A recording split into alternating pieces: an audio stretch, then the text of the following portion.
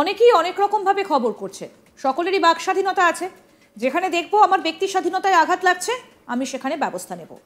আমার এলাকার উন্নয়ন নিয়ে যে কাজ করতে চাইছি সেই টাকা আটকে রেখেছে, পঞ্চায়েত সমিতি কাজ করতে দিচ্ছে না। সেই বিষয়ে রাজ্যের মুখ্যমন্ত্রীর কাছে জানতে গেছি। কেউ যদি নবান্নে গিয়ে রাজ্যের সরকারের প্রধানকে কিছু কথা বলে, তাহলে কি সে তৃণমূল হয়ে গেল?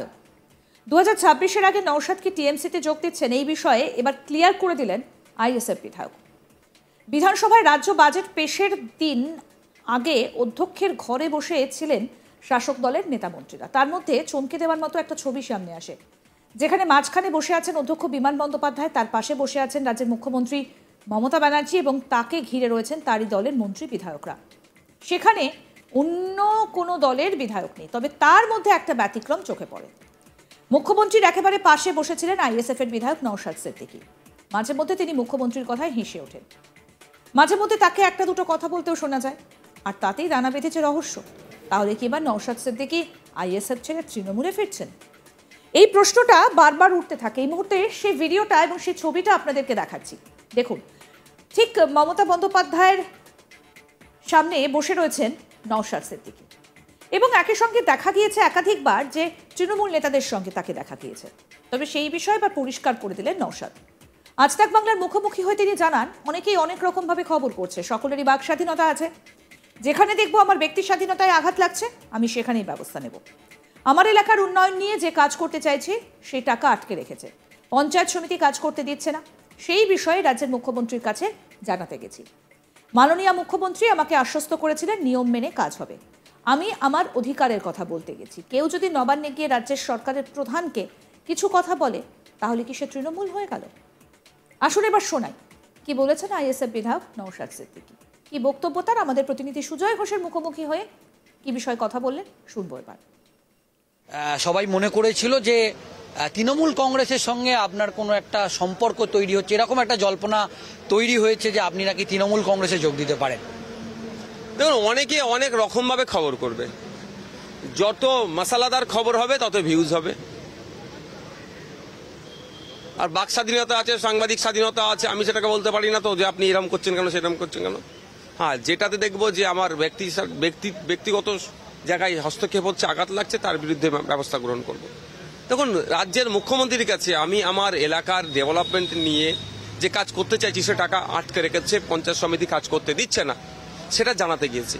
কেন জানাতে গিয়েছি তাও বলছি। বিধানসভার মধ্যে মাননীয় মুখ্যমন্ত্রী বলেছিলেন শাসক বিরোধী প্রত্যেক বিধায়ককে যে ল্যাডের টাকা যেটা আছে সে টাকাটাকে এমনভাবে খরচ করুন যাতে আমাদের স্থায়ী সম্পদ সৃষ্টি হয়। তো আমার যে কাজগুলো দেওয়া হচ্ছে ম্যাক্সিমাম স্থায়ী সম্পদ সৃষ্টির কাজই দেওয়া হচ্ছে। আমি সেগুলো ছুটে গিয়েছি যে আপনি বলছেন কাজ ভালো করে করতে, আর আমি কাজ করতে চাইছি, পঞ্চায়েত সমিতি আমাকে করতে দিচ্ছে না।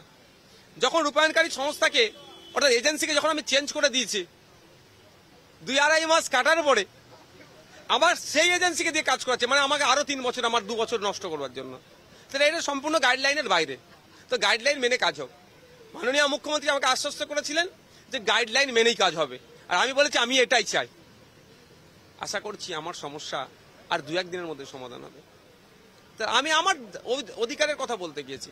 কেউ যদি নবান্নে গিয়ে রাজ্যের সরকারের প্রধানকে কিছু কথা বলে, তাহলে সে কি তৃণমূল হয়ে গেল?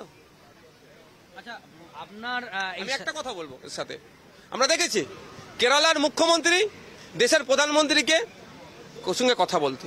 আমরা দেখেছিলাম নবীন পট্টনায়ক জি কি উড়িষ্যার তিনি মুখ্যমন্ত্রী ছিলেন, দেশের প্রধানমন্ত্রীর সাথে কথা বলতে। তাহলে কি কেরালার মুখ্যমন্ত্রী বা পাঞ্জাবের মুখ্যমন্ত্রী যে বা অবিজেপি রাজ্যের মুখ্যমন্ত্রী যারা প্রয়োজনে দেশের প্রধানমন্ত্রীর সাথে কথা বলে, তারা কি সবাই বিজেপি হয়ে যাচ্ছে? আচ্ছা, আমরা শওকত মোল্লা তার সঙ্গে কথা বলেছিলাম, আজ তাক বাংলাকে একান্ত সাক্ষাৎকার দিয়েছে, সেই ভিডিও আমাদের কাছে আছে। তিনি একেবারে স্পষ্ট বলেছেন যে 2026-এর যে বিধানসভা নির্বাচন, সেখানে আইএসএফ বা নওশাদ সিদ্দিকী এরকম মনে করছে যে তিনি জিততে পারবেন না, তাই তার সঙ্গে তৃণমূলের এত ঘনিষ্ঠতা, বা তাই সেই জন্যেই তিনি মুখ্যমন্ত্রী মমতা বন্দ্যোপাধ্যায় দ্বারস্থ হচ্ছে। সেই ভিডিও আজ তাক বাংলার কাছে আছে, কি বলবে? ওনার কথা উত্তর দিতে হবে। এই প্রশ্নের উত্তর আমার মনে হয় তৃণমূলের যিনি রাজ্যের দায়িত্বে আছেন সুব্রত বক্সী মহাশয়, ওনাকে জিজ্ঞাসা করবে যে আপনার দলের নেতারা এই বলছে, নওশাদ সিদ্দিকী এই বলছে, তাহলে কি হবে? ওনার কথায় আমি উত্তর দেব। তবে একটা কথা কিন্তু শেষে উনি বললেন যে যদি নওশাদ সিদ্দিকী তৃণমূলে যোগদান করে তা আপনাকে উনি স্বাগত জানিয়েছেন, এমনকি এটাও বলেছেন যে অভিষেক বন্দ্যোপাধ্যায় মমতা বন্দ্যোপাধ্যায় যদি চায় আমি এখানে কেউ নয়, নওশাদ সিদ্দিকী। উনি কে? ওনার যোগ্যতা আছে? উনি কে? ওনার ক্ষমতা আছে বিধানসভার মধ্যে দাঁড়িয়ে এতটুকু কথা বলার যে রমজান মাসের ফলের যে দাম বেড়ে যাচ্ছে কমানো?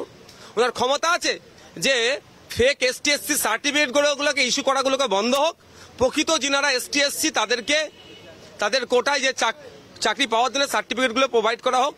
এসটিএসসি কোটাগুলো চাকরি বিক্রি হয়ে যাচ্ছে, যারা নন এসটিএসসি তারা এসটিএসসি কোটায় যে চাকরি করে নিচ্ছে, এতটুকু কথা বলার ক্ষমতা আছে? ওনার যোগ্যতা আছে?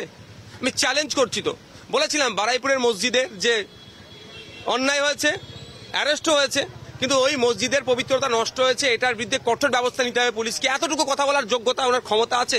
উনি কি? ওনার কথায় আমি উত্তর দেবো। আর মমতা ব্যানার্জি, অভিষেক ব্যানার্জি যে ডিসিশন নেবে তার বাইরে যেতে পারবে? কালকে শুভেন্দু অধিকারী কি যদি তৃণমূলে ঢুকে যায়, তাহলে শওকত মোল্লা তো শুভেন্দু অধিকারী পায়ের নিচে বসে থাকবে। এখন শুভেন্দু অধিকারীর বিরুদ্ধে চিৎকার করছে, করুক, আমি সেটা বলছি না। উনার নিতে বাধ্য। নটোরিয়াস ক্রিমিনালের কথার উত্তর দেব না। আমি বলছি না notorious criminal, national human rights commission বলেছেন ওনাকে নটোরিয়াস ক্রিমিনাল। আমাদের রাজ্যের মুখ্যমন্ত্রী যে বোম্বা দে, তার কথার উত্তর আমি দেবো? আমার তো একটা লেভেল আছে নাকি? মানে লেভেল আছে বলে আমি আমার অদত্ততা দেখালাম না, মানে আমার ওই সার্টিফিকেট নেই আমি নটোরিয়াস ক্রিমিনাল। স্পষ্ট কথা বললেন নওশাদ সিদ্দিকী। তিনি বলছেন অনেকেই অনেক রকম ভাবে খবর করছে, সকলের বাক স্বাধীনতা আছে, যেখানে দেখবো আমার ব্যক্তি স্বাধীনতায় আঘাত লাগছে আমি সেখানে ব্যবস্থা নেব। আমার এলাকার উন্নয়ন নিয়ে যে কাজ করতে চাইছি সেই টাকা আটকে রেখেছে, পঞ্চায়েত সমিতিতে কাজ করতে দিচ্ছে না, সেই বিষয়ে রাজ্যের মুখ্যমন্ত্রীর কাছে জানাতে গেছি। কেউ যদি নবান্নে গিয়ে রাজ্যের সরকারের প্রধানকে কিছু কথা বলে তাহলে কি সে তৃণমূল হয়ে গেল? প্রশ্ন তুলেছেন নওশাদ সিদ্দিকী। 2026-এর আগে নওশাদ কি তৃণমূলে যোগ দিচ্ছেন? এই বিষয়টাকে একেবারে পরিষ্কার করে দিলেন আইএসএফ বিধায়ক। বিধানসভায় রাজ্য বাজেট পেশের দিন কিছু আগে অধ্যক্ষের ঘরে বসেছিলেন শাসক দলের নেতা নেত্রীরা, এবং তার মধ্যে চমক দেবার মতো একটা ছবি সামনে আসে, যেখানে মাঝখানে বসে আছেন অধ্যক্ষ বিমান ব্যানার্জি, তার পাশে বসে রয়েছেন রাজ্যের মুখ্যমন্ত্রী মমতা বন্দ্যোপাধ্যায় এবং তাকে ঘিরে রয়েছেন তারই দলের মন্ত্রী বিধায়করা। সেখানে অন্য কোনো দলের বিধায়ক নেই। তবে তার মধ্যে একটা ব্যতিক্রম চোখে পড়ে। মুখ্যমন্ত্রীর একেবারে পাশে বসেছিলেন আইএসএফ এর বিধায়ক নওশাদ সিদ্দিকী। দেখুন সেই ভিডিও এই মুহূর্তে আপনাদের দেখাচ্ছি, এবং মাঝে মধ্যে কিন্তু তিনি মুখ্যমন্ত্রীর কথায় হেসেও উঠছিলেন।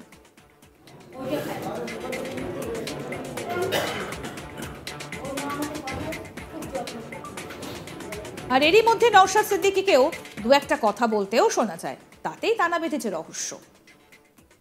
আরো আপডেট পেতে দেখতে থাকুন আজ তাক বাংলা, সাবস্ক্রাইব করুন, নোটিফিকেশন পেতে বেল বাটন অপশন প্রেস করুন, হোয়াটসঅ্যাপে ফলো করুন আজ তাক বাংলা।